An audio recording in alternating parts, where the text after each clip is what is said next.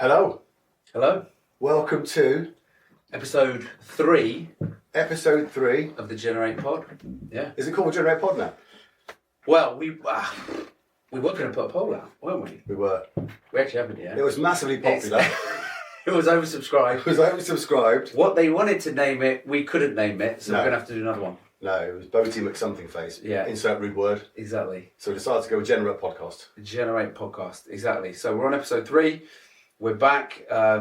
We've got our same structure. We're back. We're going to be talking about building in public and what we're doing with the agency. We're going to be talking about AI going wrong. We've got a little topic spotlight, and we've got some upcoming events and a load of other stuff in between that, right?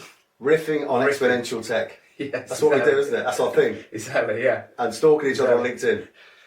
Trolling each other on LinkedIn. Trolling's the right Exactly. word. Yeah. That's all part of building in public. It is. Building a brand, yeah? Yeah. Do you think people get it, or do you think we're just having a massive fight?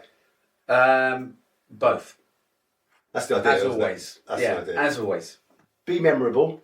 Yeah. Part of our DNA, right? Don't be boring. Yeah. You can be a bit of a dick, but not too much. That's it. That's a good manifesto for any business. That's it. And Roy's done a bit of boxing, and I've done a bit of jiu-jitsu, so Don't if mess. it does come to that, Don't mess. then we'll find out what's best. And I have to mention, I do know Britain's 6th strongest woman. Okay, right. Well, So you're bringing her along, If are anyone you? mucks around, Then I'm done for, yeah, okay. we're gonna bring her in. Yeah, all right. So, let's kick off. Building in public. Building in public. Updates Yeah. since last time. We got a real drive to use the minimum number of tools for the maximum impact. Yeah. And really over the past few weeks, we've been in Notion and pitch.com. And of course the generative tools as well. But those two tools, Notion to manage our company information, our sales information, pitch for all our presentations, proposals, talks, everything else. And we spent most of our time in there, right? Getting those up to date, getting them ready to go. 80%. 80%. And it is interesting. I did use Notion previously, and I was a little bit reticent to get back into it, but it is useful. It's very helpful as a to kind of contain everything, and some of the kind of generative tools in it we're starting to use as well. Kind of useful. Pitch I found really easy. Pitch.com. I think it's very useful. It took me a little while to get out of Keynote, to be honest. Old school. I'm not a PowerPoint man. Keynote was always my thing. But I think it's worthwhile, isn't it, when you start something new, try and use the new tools. Yeah. And kind of, do what you say you do, basically. Keep it simple. Keep it low key, and get out and talk about what we're doing a bit more. Yeah, exactly. And I only found Pitch really because somebody very politely told me one of my other presentations was really boring. And they went, "Have you tried this?" and since then, we've been hooked, right? It's been absolutely great. Yes, it's a good And tool. the other thing we found was in Notion, as we got our sales wiki set up, so we imported a template, we've got all our key contacts in there, we've got all our opportunity pipeline in there. We've also used it to be the sort of the core bit, the source of truth around all of our presentations, talks and everything else. And it's got a lovely little pitch integration where once you've got it set up, you can just type /pitch, put a presentation in, and it embeds it really nicely into Notion. So again, if as we bring people in, get them up to speed on what we're doing, build out the team, everything's in Notion, everything somebody needs to use is in there, and it's super accessible. Yeah, I think it's really important, isn't it, when you're starting something new, not to make, or to learn, isn't it? That's part of the day one, isn't it? Always with any business. It's not to, because you all get used to certain ways of working, but actually, and it is quite difficult sometimes, isn't it? To start, okay, we're going to do this and not make those mistakes again, and just keep things really lean and simple. Yeah. But then that works, right? 'Cause that gives us more opportunity to talk to our clients about that sort of stuff rather than worrying about what's happening internally with complicated systems within the business. I think that's the direction of travel anyway, right? Yeah, and that combination of being lean, but like you said, making sure there's enough there set up so that as you grow as a business, it's scalable and you're not falling at every hurdle. You're not bringing in your first 5 employees and then having to scrabble around, giving them logins to 19 different systems and work out what to do. We've got one place that is going to be the core, and every time we bring new team members in, they can build on that. Yeah. And I think that's just lessons from the past and having had too many systems and too many things running. So yeah, definitely. And there's always shiny new thing syndrome, isn't it? Particularly with all the tools that are out, not just generative ones, but all of the tools out there. It's quite good to just keep it slim, isn't it? Keep it kind of focused. and work on the stuff we should be working on, basically. Yeah. And we should talk about building in public, your stroke of genius. Genius. Your absolute creative genius burst, the book. The book. Yeah. The book. Your Job is Safe. Oh, it's so good. An AI It's so guide good. for human people. Fantastic. So the book. So we've written a book. It's slightly humorous. Some call it mildly amusing. Some call it very unfunny. Take on the world of generative and AI, the tools and the scenarios that businesses could get into and might not get into. As always, with a bit of comedy, there is some truth to it as well. And the process has been interesting too, because some of the tools within generative were used to create the book as well. So things like, quite a lot of the popular tools, and it went through all of them, went through Midjourney, Stable Diffusion, Firefly, Clip Drop, a whole bunch of other ones to get to these really good kind of funny elements. ChatGPT was used for some of the text, but to be honest, it didn't really have the nuance. Yeah, you can tell you've written a lot of it yourself in there. Is it really sarcastic, bitter, and a bit twisted? Yeah, it's not as sarcastic, bitter, twisted as you are. There's no doubt okay. about it. I don't think any AI will be. Although saying that, do you remember Tay? I do remember Tay. I remember it well. That was almost at your level, wasn't it? It was almost on my level. But we haven't been cancelled yet, to be fair. No. And we are a month in. Yeah. So that's pretty good. But it's gone well, isn't it? It's interesting.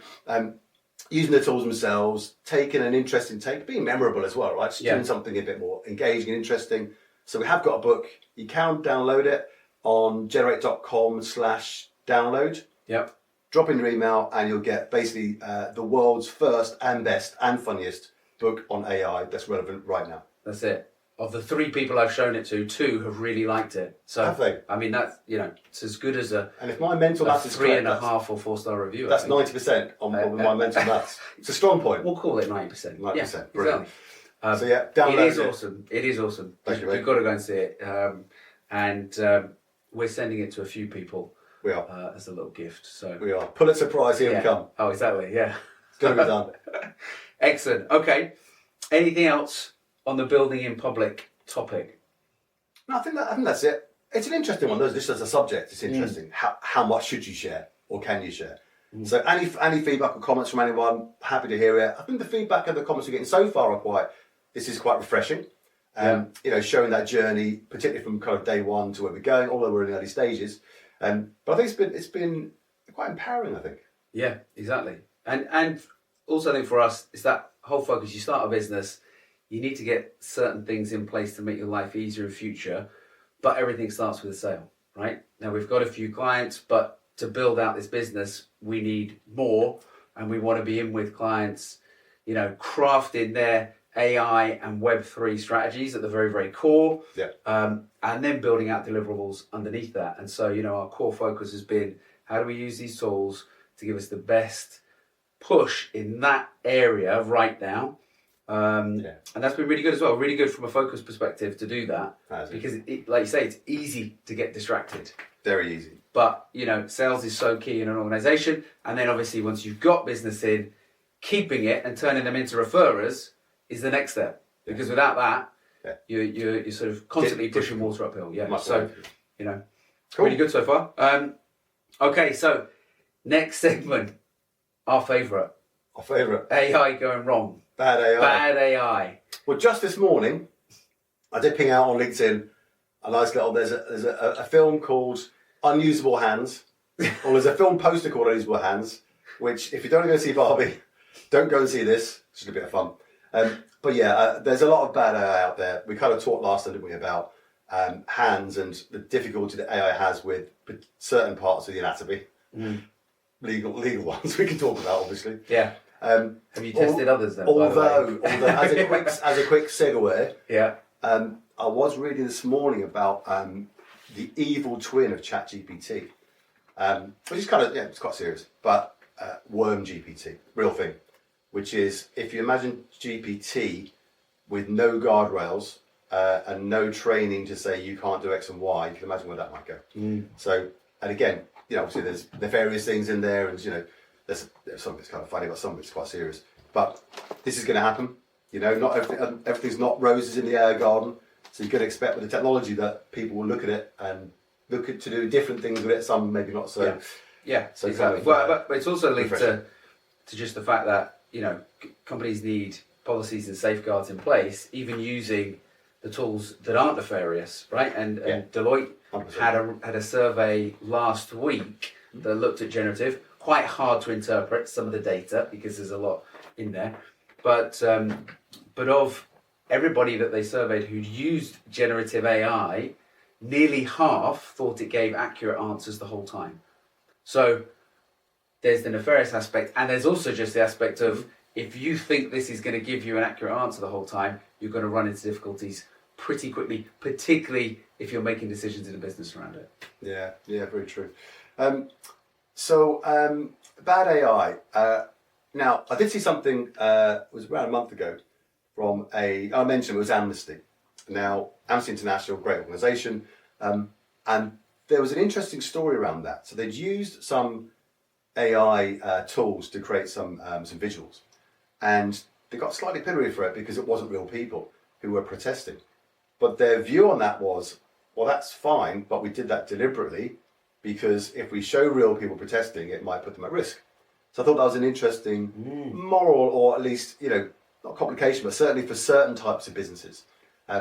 People is a contentious subject, and we've seen that already, right? Yeah, that's so interesting. Yeah, well, exactly. And we've sort of seen the flip side of that in businesses we've been working with at the moment, where we have created brand imagery for them. We've spoken to other teams in the business, in particular teams like employer branding teams or teams that are running, the front-facing area of the business to bring new people in, recruitment and so on and so forth. And in those conversations, when you get into it, we actually did realise you want to use real people, because if you're promoting your company and you're talking about what the company is like, if you misled people in the words you used or what was in there, then you sort of get into a bit of trouble. And if you're using fake or unreal people to try and bring people into your company, I think it's sort of the same thing. So I think it was an interesting discussion where, we actually said it's not the right thing to do, to use AI generated people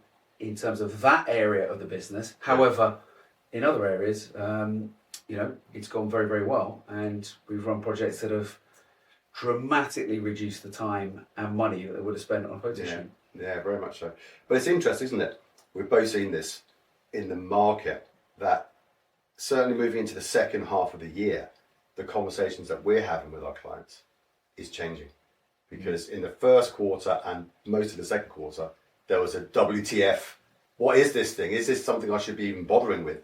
Is it just a chatbot? Is it what X or Y? No, let's test it. And those conversations have changed quite quickly, haven't they? Yeah. From, okay, well, let's have a play over here in the corner. It's almost like the IT department years ago. Oh, we've got an internet person. Oh, great, in the back. No, it's a company. It's a company issue, and certainly a C-suite one as well. But that's changed, isn't it? Those conversations it's becoming quite quickly and so rapidly and that's why it's so fascinating that what typically takes 3 to 5 years in other kind of general purpose type technologies is happening in 6, 7, 8 months. Yeah. Since the end of November when GPT was launched, and those conversations are really interesting that we're having. Yeah. Which is exactly that. Which is, well, it's table stakes. So where do we start? Yeah. And how do we kind of start crafting that strategy and what we should do as a business with AI right now? Yeah, and they're interesting as well, because I think with who we're working with and talking to, they're... I found this on the web. Oh, did you? Thank you. Right, okay. They're running at either end of a business, right? These conversations. So at one end, we're talking to potential clients about, building, crafting the core emerging tech AI strategy for the business. And at the other end, we're in and actually building some fast, dynamic, agile teams to look within a department or a team how you move things forward at a rapid pace and extrapolate that out. And I think actually that has been the case with emerging tech, whenever I've worked in transformations for quite a while, you sort of, the companies that get both those things right are the ones that move quickest, right? You do need an overarching strategy, but if you haven't got the teams running at pace, testing and learning, then you can't execute it quick enough. Yeah. And if you've only got those, then they get lost without a strategy because they haven't got a North Star in terms of where they're headed, or that kernel of an idea, or that real sort of moonshot type approach. And so I think it's really, really interesting. And the companies that are going to do both, you're going to see They'll win, fly in the next 2 to 3 years. They'll win, yeah. Yeah. Also interesting this week, a couple of conversations could kind of mention with clients and people we're talking to. And one was really fascinating, which was large organisation, and the kind of dichotomy between the C-suite looking at these tools and almost rubbing their hands and saying, wow, so we can do X with Y, so we can be much more productive, we could potentially lose staff, or certainly be more productive on this side, which is the kind of the pluses of kind of business ROI. And on the other side, the balance of people being worried about their jobs. It's like, is this going to, in different teams as well, you know, as we mentioned, it's hitting everywhere. So that's an interesting balance, and I think we're going to see much more of that over the coming period. So that kind of AI officer that you might bring in or get someone to help with, or whatever it might be, that we talk about a lot with our clients, is, I think, become more prevalent over the next few months, because those conversations aren't going to go away. Yeah. Where people are slightly concerned about it, they know the tech is easy to use because they're using it because it's such an, you know, which is why it's exploded so quickly, because the form factor is basically Google, which everyone's used to for the last 25 years. So GPT comes along, it's another text box, the form factor hasn't changed in a quarter of a century. So no wonder it's sort of, you know, it's adopted so quickly. So they've got that over here with their staff using it at home, understanding it pretty well. They're now going, does that mean my job's going to go? You know, allied with the possible productivity and business benefits is an interesting question. Yeah, completely. And it comes back to, what do you automate? And then if you do automate stuff and free up time, what do you spend your time doing?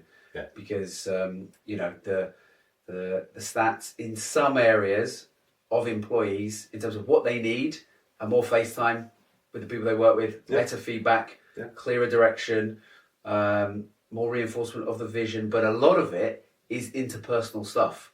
So again, if you're trying to use generative to automate the stuff that really matters in terms of relationships, you might be focusing on the wrong thing.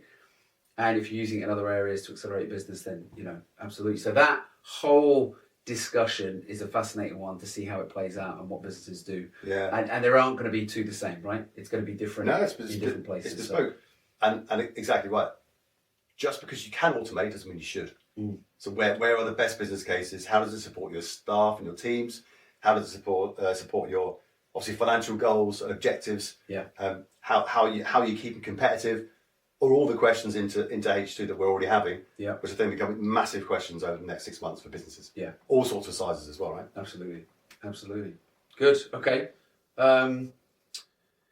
What's next? Well, we have events and a few things coming up, don't we, that we're putting together? We do. Exciting. We're going to run a monthly webinar for businesses, really demystifying the emerging tech aspect of it and how to apply it in your business.